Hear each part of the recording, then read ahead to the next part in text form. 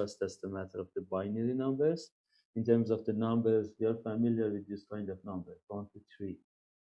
That's in terms of the computer when you work with that is so instead of going through these things, I want to leave it to you to have a look yourself. Just I want to review the binary stuffs in here. Let me see if there's something interesting. Yeah, let's go through that. Okay, so this is a decimal representation of 1 to 3. However, other than the fact that we have 10 fingers, there's no particular reason why 10 is superior base to the 12. Okay, it tries to say that's the reason why we use the base 10 for decimal numbers in our real life. But in computer system, since it is based on the hardware and electronic devices can have the digital concept of on and off. So because of that, so the numbering system would be different from the decimal. Okay, so the cheapest way to build computer hardware that stores data is make the fundamental unit of storage a binary bit and then use lots of bits together to larger amount of data. Like I said, in terms of the hardware, it is much easier to say if something is present or it doesn't present.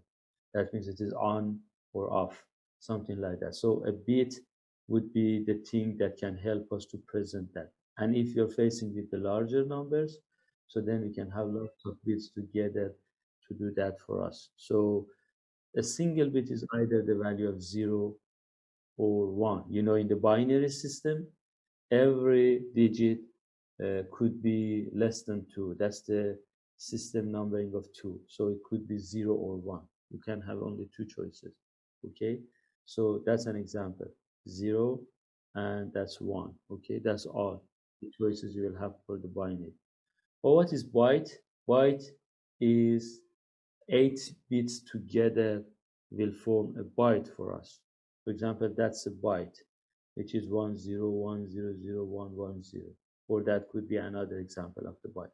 So if you concatenate, if you have 8 digits of bits together, that would be a byte. Okay, so how many different values we might have for the byte? That would be the answer. So if we have only one digit, I have two choices, 0 and 1. So the number of options I would have is 2 power 1.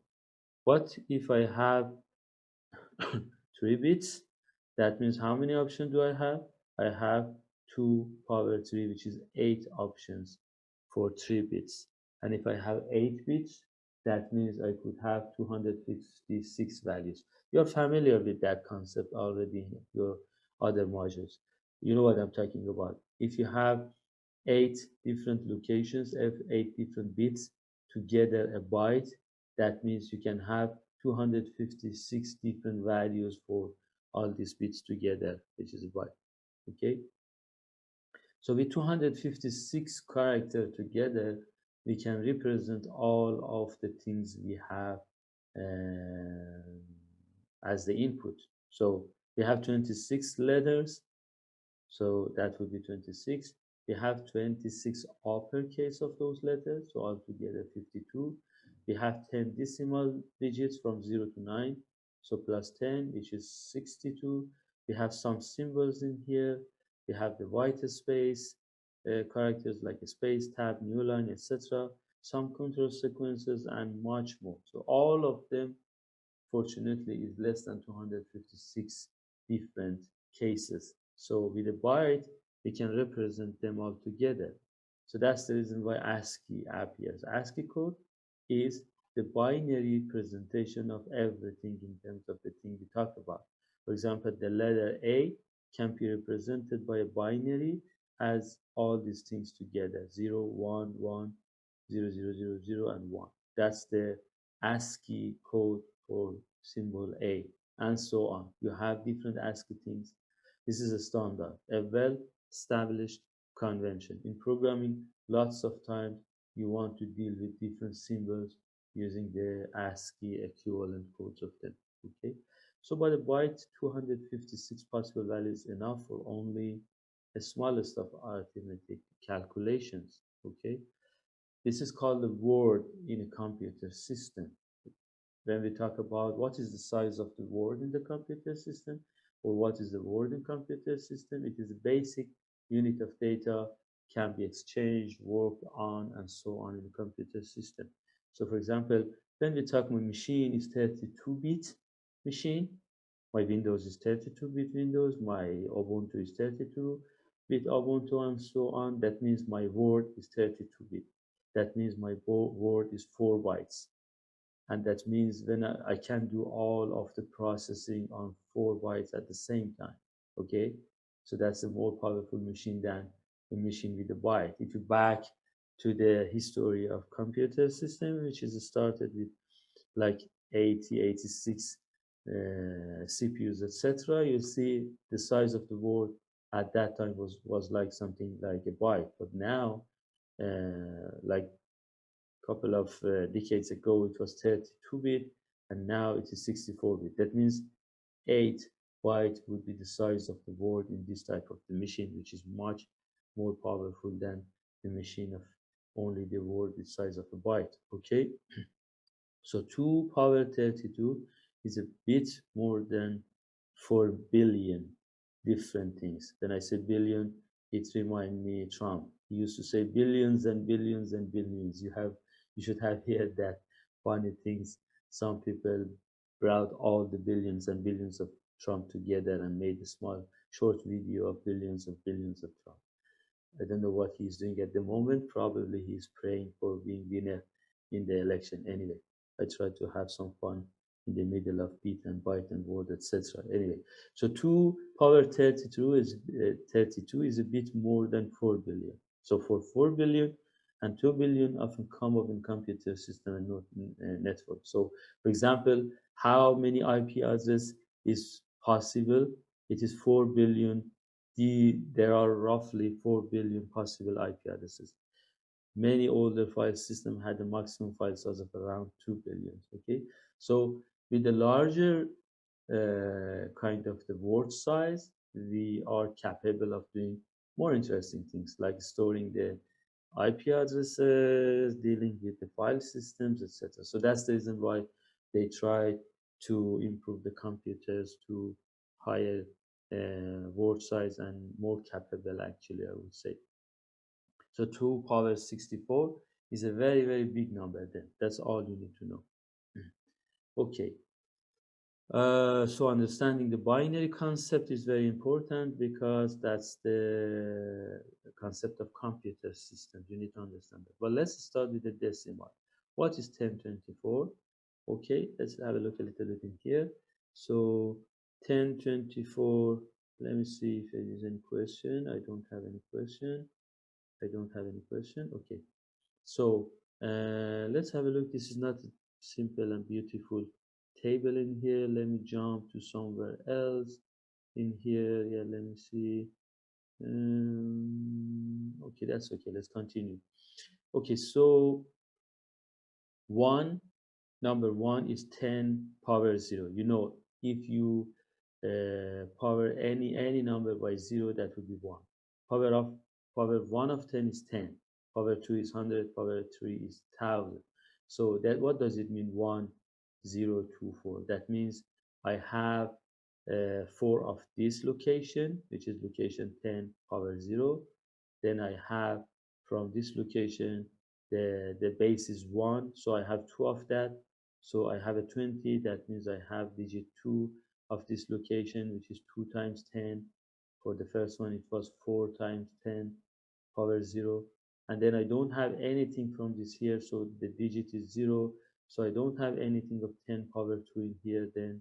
So the result is 0. And I have 1 of this location. So this location is 10 power 3. So I have 1000 then. Then if you sum them up, you will get to 1024, which you had already. This example shows the weight of these positions and locations in a number in different numbering system, no matter if it is decimal, binary, or something like that. So that's the location of 10 power 0, location of 10 power 1, location of 10 power 2, location of 10 power 3. So if you have 4 of this location, that means you have 4 of 10 power 0, which means you have 4. If you have 2 of location 10 power 1, that means you have 2 times 10 power 1, that means you have 20, and so on. So that was the same for the binary system, okay? So for the binary system, if you want to convert it to decimal, location 0 is 2 power 0, it is equal to 1 in decimal system. Location 1 is equal to 2 in decimal system, and so on. That will help us to convert binary to decimal and decimal to binary, okay? So for example, we want to see how we want to convert this guy to a decimal number. So that's the location of 2 power 0, 2 power 1, 2 power 2, 2 power 3, and 2 power 4. I have no of 2 power 0, so that means 0 of 0, 0 of 1, because 2 power 0 of 1. I have 1 a location of 2 power 1, that means I have 1 times 2 power 1, which is 2. I have another 1 of 2 power 2, so that means 1 times 2 power 2, which is 4. I have nothing of 2 power 3, that means times 0 by 2 power 3 is 0. And I have 1 of location 2 power 4, that is for 16. So that means 16 plus 4 plus 2 plus 0 is the summation. That means 22. So that means if I want to convert this number to digital number, to a binary, to a decimal number, sorry, I need to see what location is not 0 and what's the weight of that location. The weight of that location is 2 power 1, which is 2. So I have 2. I have 4 in here. I don't have 8, and I have 16. So that means that would be 2 plus 4 plus actually 16, right? So that would be 22. So let's have a look at this example too. So I have 1, which is 2 power 0. I don't have any of 2 and 4, and only I have 8. So that means 1 plus 8, which is 9, right? So they are the powers. You need to just summarize them and keep them in your mind, remember them in your mind. So the first location is 1, 2, 4, 8, 16, 32, 64, 128, 256, 520, 1024, 20, 20, 96, and so on. Okay, these are the locations. So 0 is location 0, 1 is location 1, 10, what is that? That's 2 plus 0, which is 2. We are trying to convert that. I don't have anything of location 0, which is 1. I have only location 2, which is 2. Okay, so what is this? That's 1. I don't have any 2. I have 4. So that 1 plus 4, which is 5. Okay, what about this one? I don't have 1. I have 2, and I have 4, which is 6, right? And what about this one? Gets larger, the number. So 1, no 1, no 2. I have 4, and I have 8, which is 12. What about this one? I have 1. No, I don't have 2 and 4. I have 8, and I have 16. So 16 plus 8 plus 1, which is 25. And what about this one? So that's very similar, 35. Okay, so that's the whole story. Now let's do the same thing, but the other way around. Let's convert the decimal to binary to see what happens. Okay, what is the binary 3? What is the binary for decimal of 3? Okay, 3 is the summation of 2 and 1. What is the 7? 7 is the summation of 4, 2, and 1. What is the 9? 9 is the summation of 8 and 1, right? What is the 40? 40 is this one. 65, 65 is this one. I want to show you a web page in here. I will share with you the link later after class. So fortunately, thanks to Google, you can find lots of good materials and resources for learning the stuffs in the real world. So the thing you should do in this era, actually, I would say, is you should be self-learner. Being self-learner is the most important capability you should have nowadays. And that's not something which happens when you are born from your mother. So that's something you should learn it, and you should spend time to get better at it. And having a better, good, actually, Google search is a good capability that can help you in being self-learner. So you should spend a lot of time in learning, and then you will get improved in being a good self-learner. And if you're a good self-learner, you will be super in the real life. You know why? Because in the real life, previously, it was used to be when they wanted to, companies, they wanted to hire someone, they used to hire the person who is really sophisticated in the topic they are looking for hiring. Okay, but now it's not the case. The case is they're looking for people who are good in learning. There are people who are very good self-learners, particularly in high-tech companies, because every day, no matter how good you are in Python, because that's very soon another language will come to the market, and everyone needs to know that. And that's not the case. They get rid of you and hire some other people with the new languages capability. So you should learn the things. When I was working in Intel, I used to uh, spend 50% of my time every day learning and 50% of the time doing the stuff. So being self-learner and learning is a very important thing for you, and should spend your time. And the time of studentship is a very good time for you to improve your self-learning capability by trying to don't limit yourself to the things lecturer present to you. So you can search. At my era, I did my undergrad in 1990. I finished at 1993, something like that. So at that time, we didn't have internet. It was just only text-based internet at the last year of my undergrad study. So we just needed to focus on the textbook and what our lecturer used to say. But now it is completely different. You have a lot of resources on internet. So you should free yourself and jump to the internet, search for the things, and start learning yourself. That's a very important capability. Okay, let's back to the material of the class. And like I said, that's a very good simple table that shows everything to us. Okay, so it shows different things together and the numbers. Let's look at the numbering system. So that they are the locations, no matter if your number is in binary or decimal system. That's the location 0, 1, 2, 3, 4, 5, 6, 7, and so on. And if you want to convert them from one system to another system, you need to multiply the weight of that specific location, that the amount of that, the value of that location system multiplied by the weight of that location. For example, in the binary, the weight of the first location is 1, the weight of second is 2, 4, 8, 16, 32, 64, 128. And the location weight of the value of the location can be reflected in here. For example, um, this would be an example, okay, in here. So if you want to convert the binary, this binary number, just you want to say location 1 I have it. In location 2 I have it, which is 1. In location 4 I don't have it, which is 0. Location 8 I have, 16 I have, 32 I don't have, 64 I don't have, and 128 I have. Then I can sum up them together to get in here. So that's the full story of converting. If you can remember that in your mind, you can do it without any summation, multiplication on the paper and something like that. That's a very good example. So you need just to say, okay, if that's my number, what do I have and what I don't have? So that's something like that. I don't have these guys, so I can get rid of them and then sum up them together. Okay. So that would be a very good presentation, visualization of the example. Okay.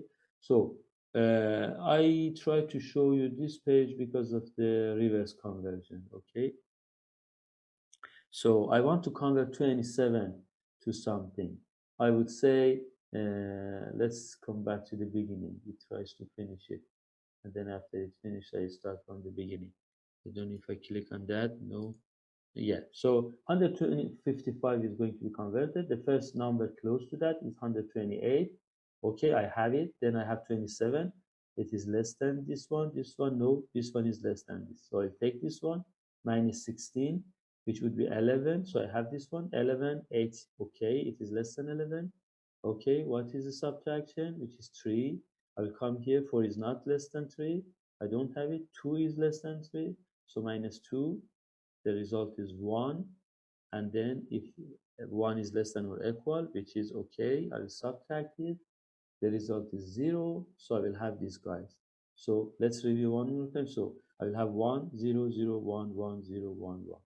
So let's review one more time, hopefully. If it happens, yes. 155, this one is less than, yes, I have it. What's the subtraction? 27. 64 is less than, no. 32, no. 16 less than, yes, I have 16. Subtraction. And then what is the result? 11. 8 is less than equal, yes, I have 8. Minus 8, which would be 3, and so on. And finally, that would be the result. Okay. So I try to show you because of this example. Like I said, if you search it, you can find a lot of things. Okay. So